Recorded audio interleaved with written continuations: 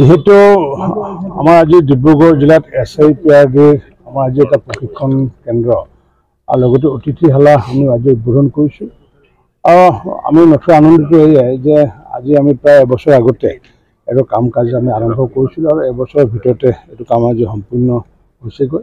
ইয়াত মূলগতভাৱে যিসমূহ আমাৰ PRA অৰ্থাৎ পঞ্চায়তৰ যিসমূহ জনপ্ৰতিনিধি বা আমাৰ পঞ্চায়ত গ্ৰামোন্নয়ন বিভাগৰ যিহেতু প্ৰতিমাহে আমাৰ বিভিন্ন প্ৰশিক্ষণ হৈ থাকে আৰু সেই প্ৰশিক্ষণৰ কাৰণে প্ৰশিক্ষণ কেন্দ্ৰৰ লগতে তেওঁলোকে আহিলে যাতে তেওঁলোকে থাকি প্ৰশিক্ষণ ল'ব পাৰে তাৰ কাৰণে আমি প্ৰশিক্ষণ কেন্দ্ৰ 4 মহিলা আৰু 2 মহিলা আমি অতিথি গৃহ আজি আনুষ্ঠানিকভাৱে উদ্বোধন কৰিছোঁ।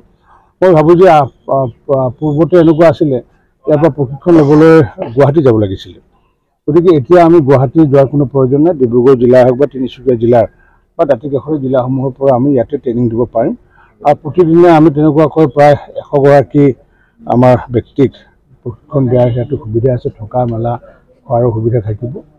গতিকে এইটো ডিব্ৰুগড় জিলাৰ যিটো অভাৱ আছিলে এই অভাৱটো আজি আমি পূৰণ কৰিছোঁ।